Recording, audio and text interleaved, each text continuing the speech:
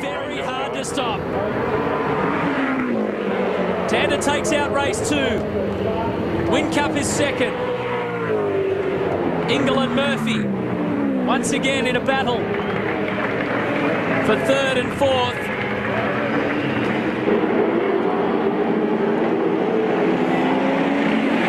Russell Ingle 3rd. Murph gets 4th. Stephen Richards comes through in 5th.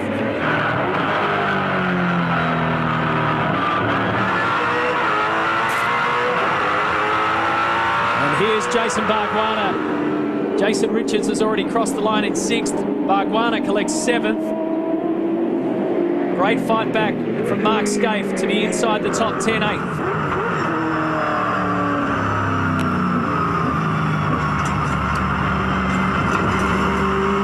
Just pleased to get away with no damage in that one for that 8th position. Just finally get that car across the line and they can get back and start thinking about settings and adjustments rather than repairs.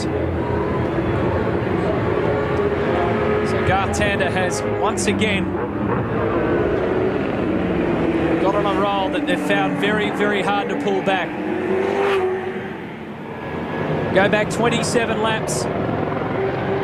One of the most crisp and clean starts we've seen all season. Just fired out of the box. He won 3 out of 3 in WA. He won 2 out of the 3 in New Zealand. 2 out of the 3 in Winton.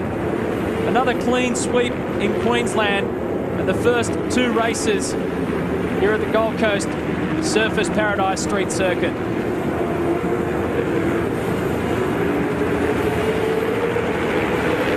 Been a good recovery of speed from both the Tasman Motorsport cars just in recent rounds. They're in the game now, aren't they? They're solidly performing for Holden.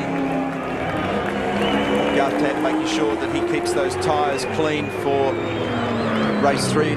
Very easy to get at what's described as a lot of pick up on the tyres. It looks like a whole lot of little cigars that roll up on the tyre, little balls of rubber. Here's the confirmation of placings on the Super Cheap Auto scoreboard. 3.3 seconds was the margin at the end of it all after great pressure from Jamie Whincup, but he couldn't close the deal at the end. Another great run for Russell Ingle, very consistent. Greg Murphy also in 4th. Richards, Stephen and Jason, unrelated 5th and 6th. Bargwanna, Scaife, Wilson, McConville, the top 10. Good run for John Bowe in his last run on the Gold Coast, 11th. Look at Rick Kelly down there in 16th, not quite getting in for the point.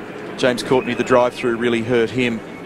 And Mark Winterbottom frustrated that he couldn't make ground. And look at Craig Lowndes, the last one on the lead lap, down in 24th position after the drive-through penalty to deal with that bodywork. So Tander gets another 24 points. He's got 48 for the weekend. Whincup has 40. And interesting to note there that the guys who are 3rd and 4th in the championship, Craig Lowndes and Rick Kelly, miss out on the points for that race. The bank so far for Lowndes is 17. The bank for Rick Kelly is 11. So the championship point spread reads like this. Whincup now on 501. Tander on 482. Lowndes 462. And Rick Kelly on 454. He was still tethered to the car. Got Garth Tander here, boys. Garth, congratulations. The championship is back on track. Oh yeah, still a long way to go. That's the best way about fighting back, isn't it? Win some races. Just Jamie keeps finishing second, it makes it harder. But you know, car was really good in that one. Another great stop by the guys, and one more to go. It's always a handy thing to. I mean, it sounds like a silly thing to say, but to start from the front row of this joint is the godsend. It is. Makes a big difference. And if you get a good jump and try and run away before the pit stops, it makes a huge difference. So we tried to do, and it worked in that one. But we'll see what happens in the last race. Pretty tough place on brakes. We tried a different thing at Bathurst. It didn't come off. We're back to our normal brake package. Yeah. How are the brakes here? Oh, look, no doubt everyone's suffering here with brakes. It's so hot here and the braking so hard here that it's hard on the brakes. But, you know, if you stay in front and get clean air, it's better for the brakes. Good luck in the next one. Thank you. So can he do the clean sweep again? He's got perfect conditions to do it. 2 out of 2 for Garth Tander. Another race still to come in the V8 Supercar Challenge, and of course the Champ Car race still to come here on 7 as well.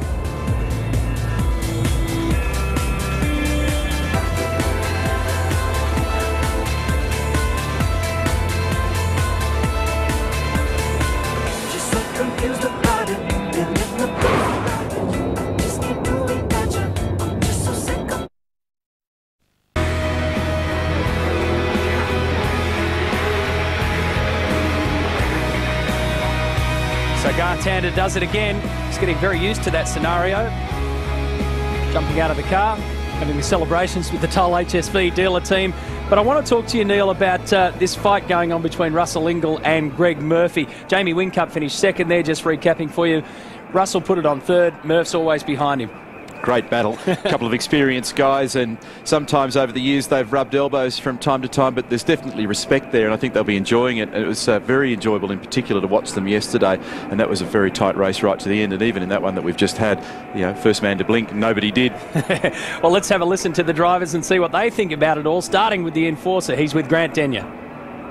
Congratulations, Russell Ingall. Yesterday could have been a top 2 car, apart from maybe a slow pit stop and maybe an incorrect pit stop strategy, but to come out and smack it with a third position today, mate, must feel pretty good. Yeah, no, look, the car's got plenty of pace. I was cruising pretty well at the start, but this track's very punishing on cars, and just before the stop, we broke a front sway bar on the car, so it completely broke off. They saw it when they were doing the wheel change, but said, you know, push on if you want. So we're in third, so we're not going to give it away in a hurry. So sort of pressed on. Thing was really taily. I mean, smacked the wall hard a couple of times, but considering that, still got some pace, you know. So we'll throw another sway bar back in it. That'll prop it back up, and on we go. And just on a personal note, how good is it to see you and Murph, the two heavy-hitting titans, back at it again like the good old days? Yeah, I know, yeah. Look, yesterday's race was really good, like, really enjoyed it, but to have him at the back again, I thought he's going to want to get one up on me, so there's no way that was going to happen. So, look, Murph's a good racer. We always have a bit of fun. Look, you're all over each other like a couple of cheap suits, but you look pretty knackered, mate. It looks like it's hard work out there strong-arming the car. Yeah, like I said, as soon as it broke, it just went instantaneously. Like it's like you've taken one wheel off the back of the car. It's really slippery. So around here, you don't want to tail your car because there's a lot of walls to hit. So we got through that one. One more to run, big fella. Good luck. Yeah, thanks. Well, Greg Murphy, that is a great battle you're having with Russell Ingall at the moment. Here we are. It was just, I think we were toing and froing a little bit there. He was better in a couple of places and I was better in a couple of places, and it was staying quite stagnant, but I think we've made ours a little bit better since yesterday, and I think he probably complained it's a little bit worse, so he's come back to me a bit and maybe we've improved. So he was hitting the walls and hitting all the tyres this time around, whereas yesterday it was me. Now, Murph, you told me before you're never happy, but you're definitely happier. That's correct, yeah. I'm happier at the moment. I mean, it's our most competitive sprint round by far, you know, this year, and actually probably the most competitive I've had in 2 years, so you can't not be happy about that. But you know, there's still a bit to go. There was a couple of cars that were a fair way in front of us, and you know, to finish first, we're going to have to get ahead of them, so that's going to be tough. Murph, you're getting on top of it. Well done. Thanks, Mark. Cheers. Certainly worthwhile to take a look at the championship points now after 2 races of the 11th round of this series.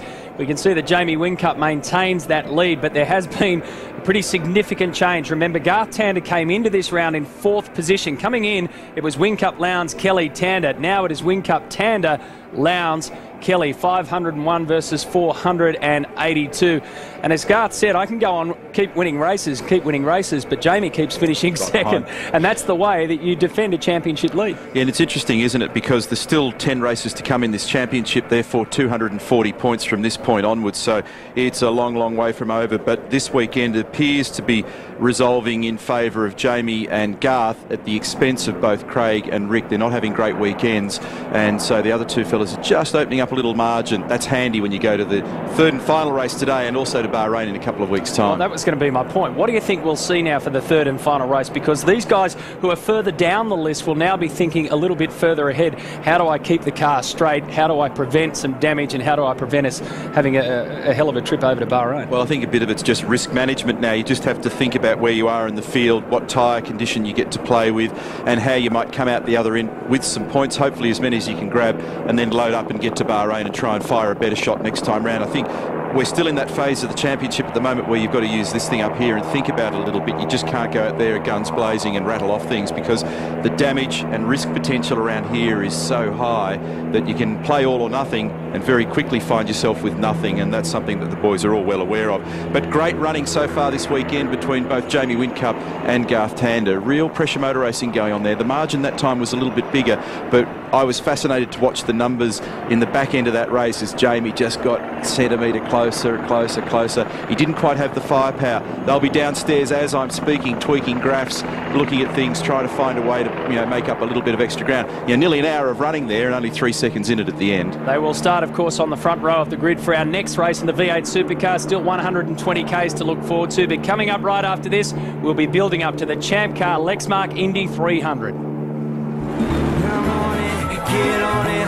The troops are on fire, you know I need it. Much closer, I'm trading just a little more step. I am Dan Clark. Just want to go on record and say this is the best race of the season, and all the races should be like this.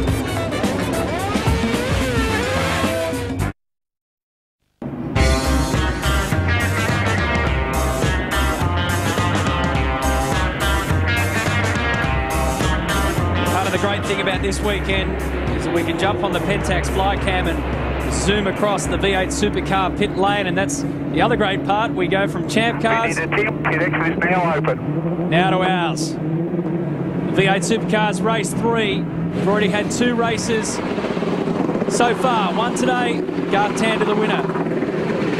One yesterday, Garth Tander the winner. He started from pole position. It's good to welcome back Neil Crompton into the commentary box, who's been enjoying the Champ Cars, and now we can see what unfolds here. Can Tander do a clean sweep? That's what everybody's asking. He's done it twice before, Cromley. He looks in very good shape for it, doesn't he? He's got a very fast race car under him at the moment, and he's put himself up into second in the championship, 19 points behind Jamie Whincup. A couple of incidents in relation to race 2. That was the earlier race today. Remember, we had one yesterday as well. Andrew Jones and Alan Gurr. There was an incident involving those 2 guys down at turn 2, lap 1. Also Dean Cando, Will Davison, turn 1, lap 1, you may recall. Stephen Richards and Cam McConville. We didn't see that one at turn number 3 in the opening laps, and there was also that little shortcut that you saw Russell take at one point under pressure when he was battling there with one of the Jack Daniels cars. All of those incidents were looked at, and in every case no breach of the rules was established. So the way you saw them finish in race number 2 earlier in the day is the way you'll see them start, which means that Garth Tander's in pretty good shape. We just had 61 laps of the Champ Cars blasting around this circuit. Has the grip level changed? Should have. A lot of rubber down. Yes, and at this point in the day, this is roughly the time of day that we saw qualifying on Friday and race 1 yesterday, and it was very quick for both of those sessions. And in Champ Car, they've used their primary and their option tyres. Should be a lot of rubber on the racetrack. No other support categories in between time. The green lights, incidentally, for sprint races, now that we're back in sprint mode, having gone past Sandown and Bathurst phase of the championship, means that you've yet to complete the compulsory pit stop. When that light goes out, you can see illuminated on the left-hand side of the windscreen, then that means the boys have done their compulsory stop. And this weekend I haven't seen anybody change loaded side tyres, that is the right side on the cars here at this track. Everybody's been changing rears, which is typical. 27 laps, 120 kilometres. Many more shadows to contend with. The track condition, as you pointed out, Matthew, will look quite a bit different. It'll feel a bit different to when the boys were out there earlier on in the day. Here up into turn 8, it's particularly difficult. It's very dark there when you come out of the chicane and approach this left-hander. It's caught a few people over the weekend. And just like they've just done in the Lexmark Indy 300, it was try and catch Sebastian Bourdais. This time around, it's try and catch Garth Tander, because he's shown a very clean pair of heels from the word go at race 1. Race 3's coming up when they grid up. We'll be back with you for the race start.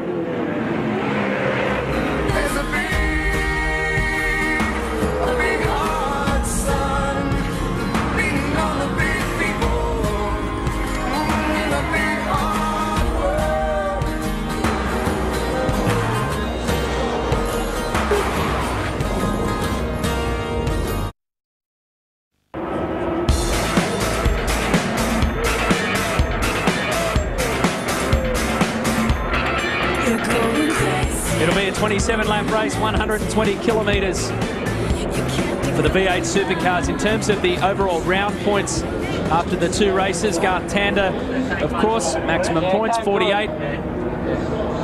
Jamie Whincup, second overall with 40 points, and third overall is Russell Ingall with 32. And his little battle with Greg Murphy will continue again. Just confirming Russell had a front eddy roll bar break on the car in that race 2, which hurt his progress. So he was talking up his prospects last night. We'll see whether he can deliver now in race number 3.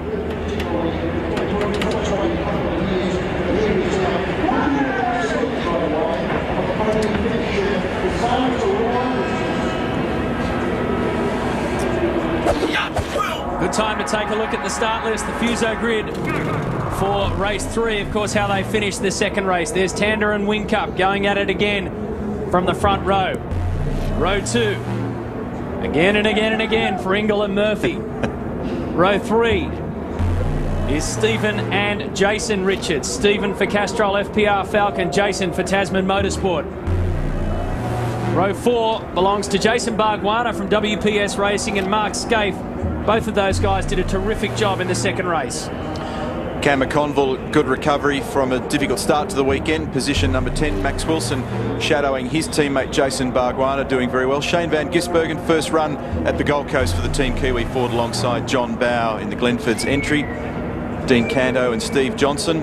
I'm also hearing that there are reports that car number 20, Paul Dumbrell's car, has been in strife again. Rick Kelly had a momentary throttle stick on the approach to turn number 8. James Courtney was pinged for speeding through the pit lane in race number 2, so that's the reason he's down the order. And Mark Winterbottom also had to come in due to loose bodywork, so we'll have a look and see whether there is some more fluid around the racetrack. Remember, that happened in race number 2 when Paul Dumbrell had a problem with that car, and there are people talking about it at the moment. Down the rear of the grid, Owen Kelly and Craig Lowndes, who was well and truly in the picture until he ended up in pit lane, which is where we understand Paul Morris will start this race from. And also being told that Alan Gurr in car number 26 will start from pit lane as well. 27 races complete in our championship for 2007. 10 to run. Thank you. 240 points on offer from this point, and Jamie Whincup's got the lead of the championship thus far with 501 points, 19 points clear of Garth Tander. The weekend's played nicely for those two. For Rick Kelly and for Craig Lowndes, it's been a much more difficult weekend.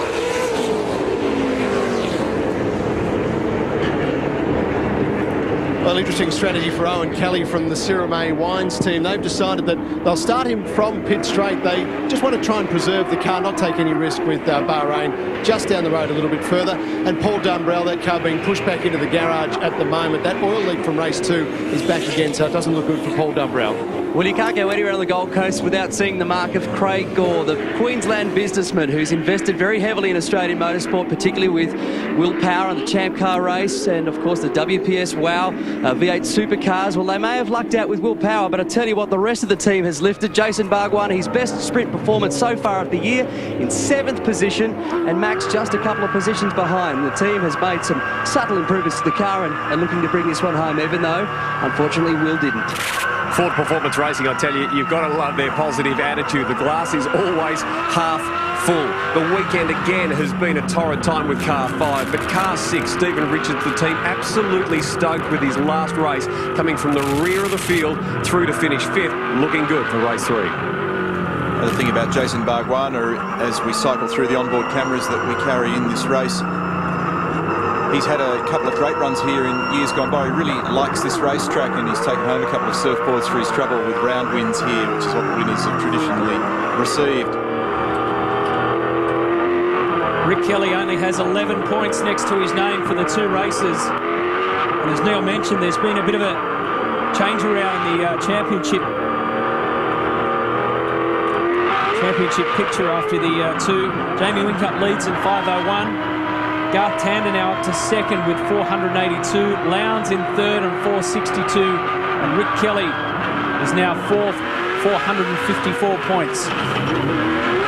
Incidentally, the wild suits that both Jamie Whincup and Craig Lowndes are wearing are going to be used to raise important monies for charity. In this particular case, the charity is UNICEF, and Vodafone are going to put those up on eBay after the weekend, and both Jamie's and Craig's race suits will be available for the highest bidders, and those funds are going to go to the charity. That's the reason why the boys are wearing the slightly unusual looking race suits.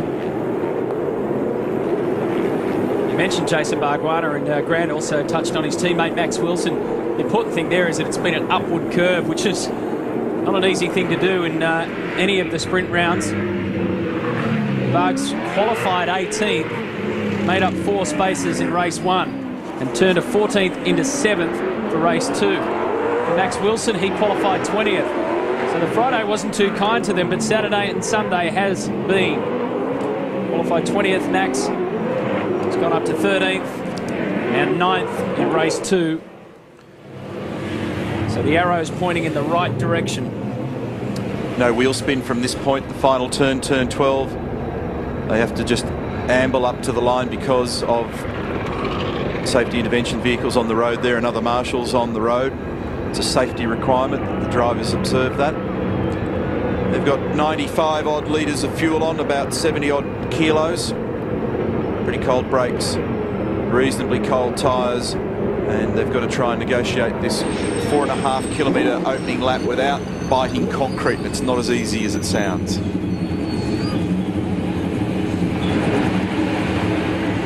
There's the other 2 cars. So it's Owen Kelly in pit lane.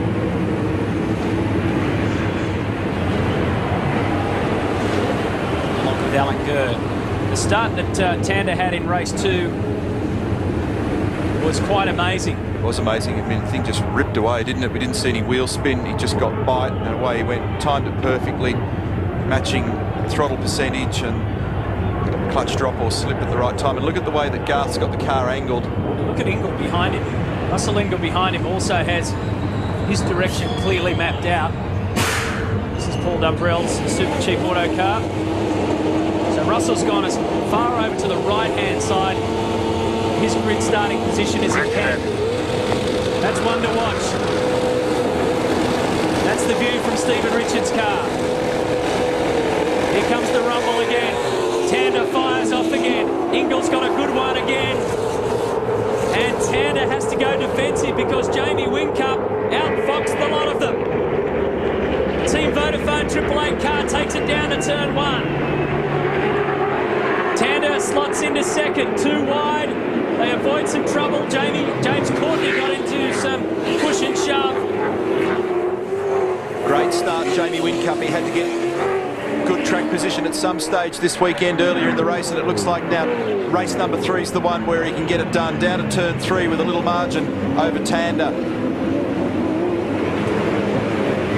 Have they survived the first few corners without too much drama? So far, so good. It looked a bit spooky back in the pack. We saw Winterbottom understeering wide through one of the chicanes. Tander probing, margin then back to Ingle, and very close. Stephen Richards making a move up the inside into 5, and he got the job done, but almost run out of space on the way, passing Jason Richards. It was a bit messy. He'll be challenged again when they get up towards turn 7, I imagine. He almost found himself going straight into that little tyre barrier. So he hung on, but he had to pick up a bit of dirt through turn 6 to be able to do it. 2 Jim Beam cars are together. Courtney up the inside at turn 8, gets it done. And Murphy really sweating on the back of Ingle, and hasn't that been a delightful battle all weekend? Tander closing a little now on to Whincup at the final turn. 1 lap down. Nice start. Now smooth and consistent, mate. Voice of Mark Dutton, his race engineer. The margin back to Russell. Standing lap time 1 minute 57.9, just 0.2 of a second back to Garth, and then 1.1 seconds to Russell. This is the order after lap 1 as they come through turns 2. We'll see Todd Kelly on the Zinger replay getting wide at turn 4, and the victim is Owen Kelly. Team Sirame car. Not sure, it might be Paul Morris. Can't pick up the number too cleanly there. I think that would have been more likely to have been Paul, because Owen was starting at the back of the pack. That's Richards, so he got Short little tyre barrier just on the left-hand side. Almost went straight over the top of it. Yeah, that was in that little stash that he was having in the previous lap with Jason Richards. And look, Murphy having a think, really squeezing that brake pedal in underneath. Russell Ingall through 5 and 6. These two having a ripper battle this weekend. And Stephen Richards is getting into it there as well. He's gaining on them. They're easing away just ever so slightly from Jason Richards at the moment. Fastest sector split for Stephen Richards to the first one, which is the exit point at turn 4, 49.88 for Stephen Richards. Oh, lock up for Murphy. And the danger there is he could end up drilling the boot lid of the Caltex car. As for Todd Kelly, you saw the contact there. He did ask the team to come out to the wall as he passed the start-finish straight just to have a look at the left-hand side, but there's been no response since. He's happy with the car. Nothing fundamentally bent. Stephen Richards, very fast split to the second sector, a 1:23.7. Will get a flying lap time on them this time as the boys work their way out of the final turn. 1:51.6 for Jamie Whincup, and it's 0.35 back to Garth Tander, and 2.1 seconds now back to Russell Ingall.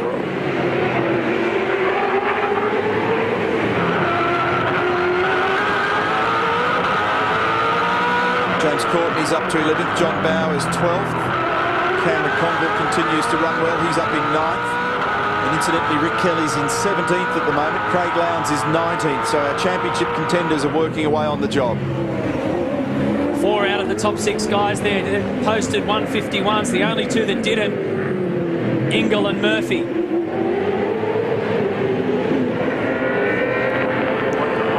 Just confirming it was...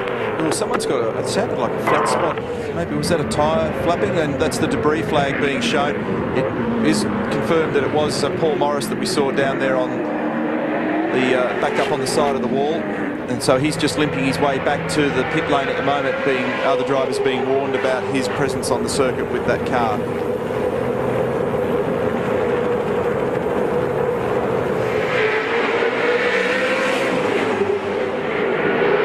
Another good sector time from Whincup.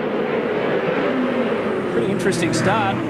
Tander's looked fine. I was keeping my eye also on Ingall because his starts have been fantastic. By the time they had finished a little bit of a drag down the front straight towards turn 1, Whincup had outdone them all. Look at Stephen Richards here trying to figure a way past Greg Murphy. That's an extra complication for Murphy, who's been... Doing a great job. He's really only had to worry about Russell, but now with Stephen in behind him, that's another consideration. 1:51.19 for Jamie Whincup, fastest lap of the race. Red v Blue leaderboard has Jamie Whincup with a 0.3 second margin over Tander. Ingall and Murphy 3rd and 4th. Richards and Richards 5th and 6th. The top 10, bottom half is Scaife, Bargwanna, McConville and Wilson.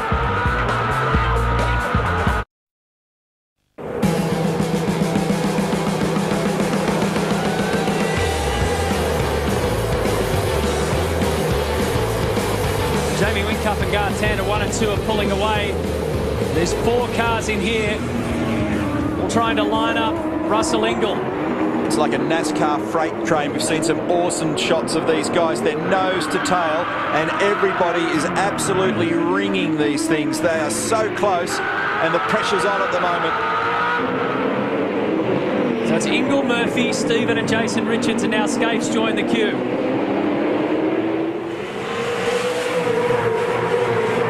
Fantastic battle between the concrete. A little bit of a margin then back to Jason Bargwanna, Cam McConville and Max Wilson.